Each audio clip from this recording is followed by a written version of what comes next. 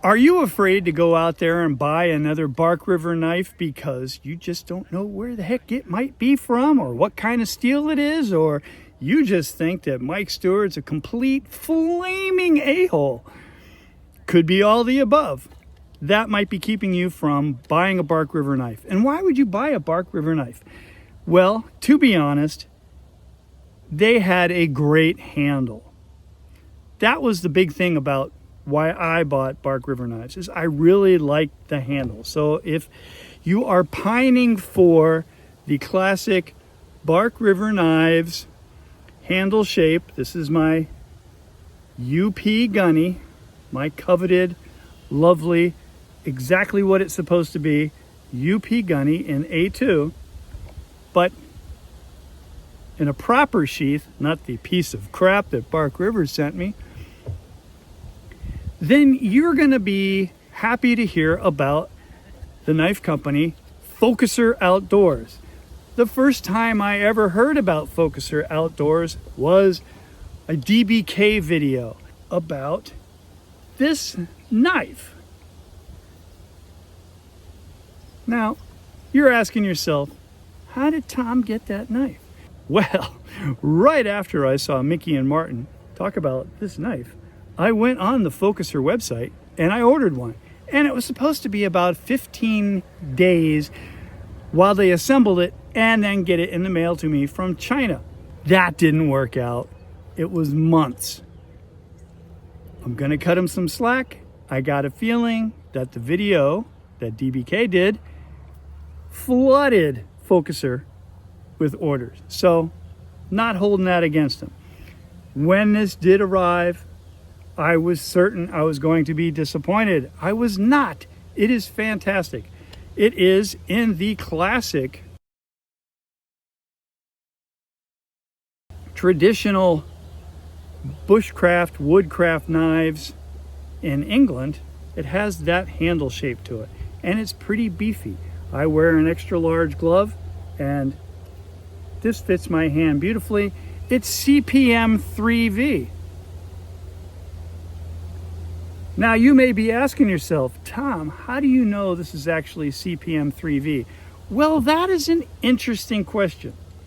But first I'd like to show you this beautiful burgundy dangler sheath with, now this is cool. First knife I've ever had that had this feature. No one else has talked about it. Okay, so you want to put this on your belt. Usually, it's just these two snaps and everything opens up. There is a third snap there, keeping this whole contraption from falling on the ground while you put this around your belt and re-snap it. Brilliant. Really well thought out. So I ordered that and I got it and I was looking at it, and Mickey and Martin, DBK boys, no, DBK fellows, DBK young men, had a thought. Is that really 3V? Are they making 3V in China? I wouldn't doubt it that they somehow managed to find out the formula and make their own version, but are they possibly importing it from the US? I have no idea. Is it truly 3V? I will say this, it behaves just like 3V. But we're really not talking about that knife today. We're talking about another one from Focuser that mimics this blade shape. You're not sure where that knife is from. Could it be from China? China. It could be. Focuser is from China and clearly states from China and isn't trying to pull the wool over your eyes. And if you really like that Bark River handle shape, you're gonna like this knife. Now what is it? It's the same exact knife that I just showed you in a wood handle, but with G10 that has been CNC sculpted, and it's perfect. It's beautiful. Of course, the only thing I did was round these edges, just like I did on this. Those actually came in kind of sharp. Now, sure, after years of use, that's going to go away. I'm not that patient, so I always round edges. Everything else stays the same. So this is a Scandi-Vex grind. How do I know that? Well, the way you really figure that out is if you go to try and resharpen it. And if you're trying to resharpen it on a perfectly flat stone, you're not going to be able to just hit all of that surface at once. That's one way. The other way is to look at reflections, and you'll see that the reflection is curved. The other way is to look at it from the tip and look down the edge, and you can clearly see that that is curved. So, with Bark River Scandi knives, you pretty much had to, over time, work a really good Scandi-Vex edge in there. I've done videos about that. There's one right there. You can watch and learn. It's actually a tutorial, which I hate doing, but I did it for you guys, because that's the kind of guy I am. CPM 3V Scandi-Vex G10 fits the hand beautifully. If you were to close your eyes and someone was to hand you that knife, you would go, feels like a Bark River. And if they were to hand you this knife, you'd go, that could be a Bark River. I like that handle shape, and I really do. I have been using the hell out of this and enjoying the hell out of it. I really think it's 3V because I haven't had to touch it up yet, and I have used it pretty hard. I've batoned with it. I've made feather sticks with it. I've scraped with it. I scraped all the shellac off of a shovel handle using the 90-degree spine and some of the edge. Didn't roll it. So the heat treat is good. There's no chipping, there's no rolling, there's no silliness. It's fantastic. How did I get this knife? Now I'm going to be honest with you guys. Again, as soon as I saw the video from DBK, I bought one of these. They reached out to me, asked me if I would like one of these knives to show you, and I said, sure, send it on. If it's great, I'll let people know. If it's a piece of crap, I'll let people know. Are you willing to take that chance? Let me know. Next thing I know, this shows up in the mail. I wasn't really excited about getting it because I thought, this is the dumbed down version. I already have the beautiful wooden one. Why would I want the G10? Well, I like G10. This is a nice chunk of G10. In this sunlight, it almost looks like carbon fiber. But I assure you, it is G10. It was the sheath that I thought, oh, this is gonna suck. I was wrong. It does not suck. It is a perfectly molded piece of Kydex with a fire steel holder. I was a little surprised that there wasn't a fire steel in there, but beggars can't be choosers. But that is nice. It goes in and out of there beautifully, does not scrape, does not wobble, does not wiggle. You don't hear a sound. I love it. The only thing, not a big fan of these, you can adjust how you want it to ride. You can be that way for, what do you call that, scout carry or whatever. If you want it in the front, you can do that. I guess you could do it upside down.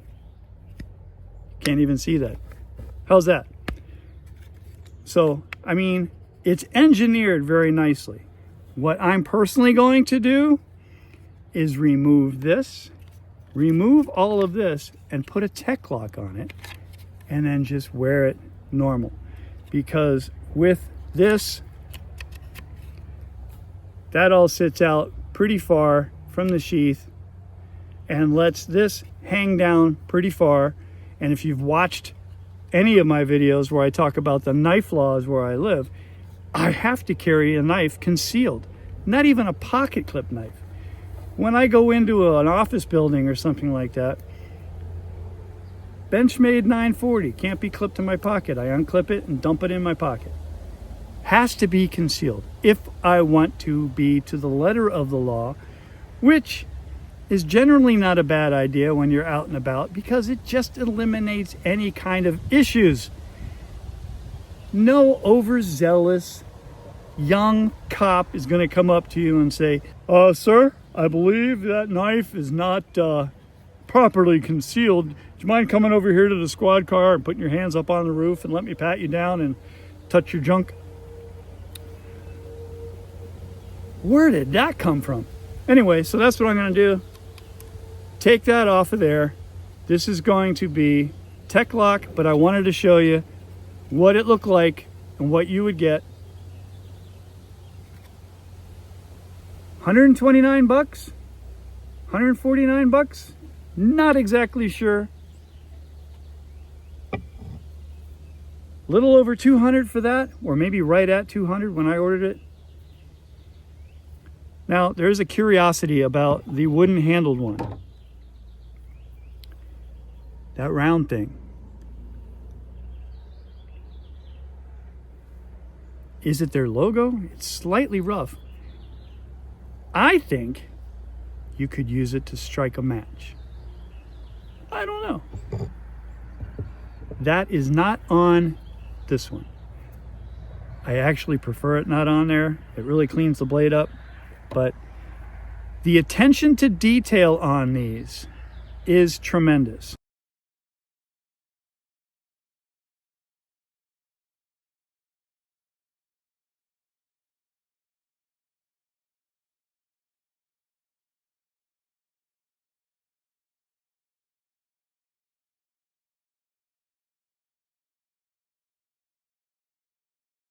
Perfectly even grind from tip to plunge line. Even plunge lines. 90-degree spine, that is 90 from the handle to the tip. Nice even grind. You can't feel a seam. Nice thong hole. Perfectly symmetrical handle shapes. Feels great in the hand. No hot spots. All of the criteria that I put into analyzing a knife. The only thing that should be sharp on a knife is the edge, except in the case of a true bushcraft knife. Spine for striking a fire steel. I always round those edges because I can't light a fire with a fire steel. I suck at bushcraft. I need a torch. I need a flamethrower.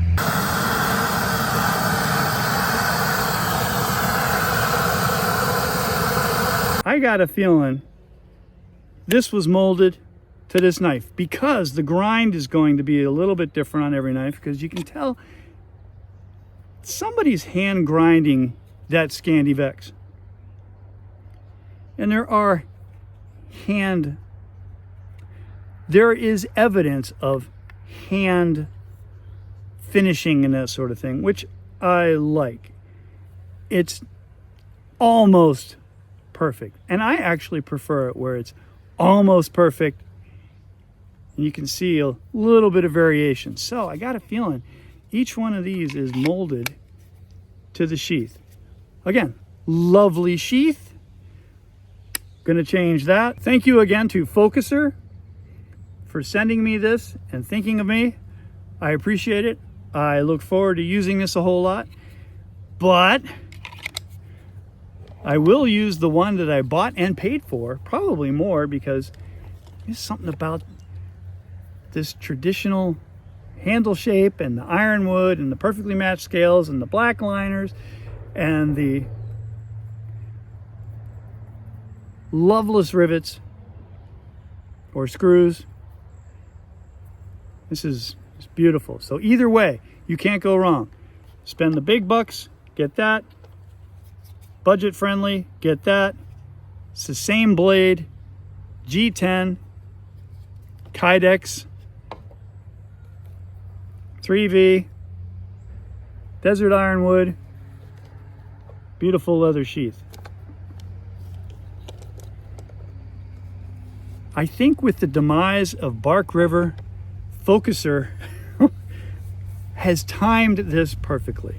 You guys now know where to get a wonderful Bark River kind of feeling knife, but not Bark River prices, consistent quality, and you know where it came from. What more do you want? Thank you very much for watching. I will see you next time.